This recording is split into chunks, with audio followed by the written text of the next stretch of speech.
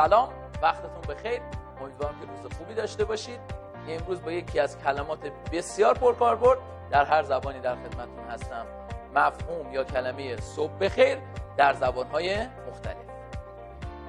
برای بیان صبح بخیر در زبان انگلیسی شما میتونید از کلمه good morning استفاده کنید.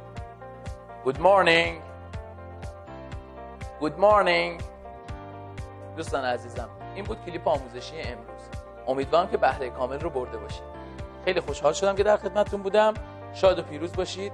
جهانی شد.